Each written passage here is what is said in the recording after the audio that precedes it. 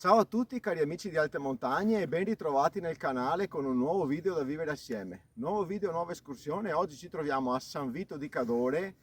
Mi fa compagnia Stefano che in questo momento sta riprendendo e assieme andremo a svolgere una ferrata di recente costruzione. Ok, è stata allestita tra il 2023 e il 2024, è entrata in funzione quest'estate la ferrata dei Caprioli. Bene, partiamo da 1100 metri di dislivello, siamo sopra San Vito di Cadore appunto, e in circa 50 minuti di avvicinamento arriveremo all'attacco della ferrata. La ferrata sarà di circa un'ora e mezza, ok? E poi scenderemo per il rifugio San Marco e il rifugio Scotter per tornare a San Vito di Cadore. Bene, non ci resta che partire con il nostro motto che è zaino in spalla, passo deciso sicuro e prudenza, sempre. A dopo.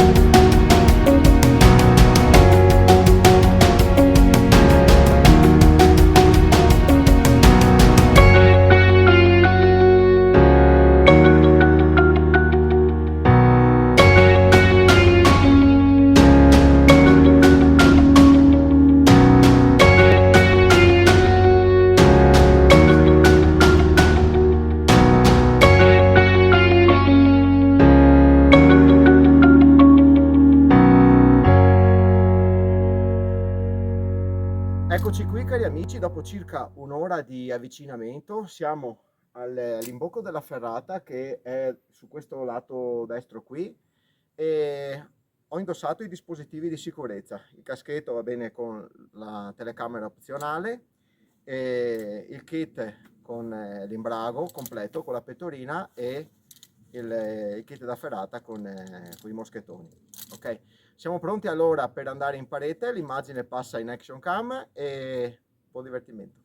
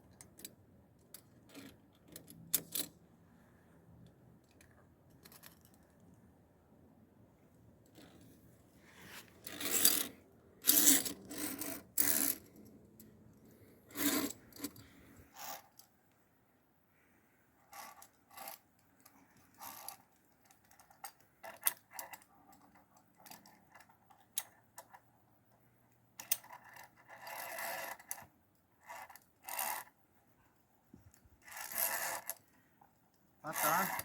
Fatta? Una meraviglia. Caro Stefano, Carissimo, è andata anche questa.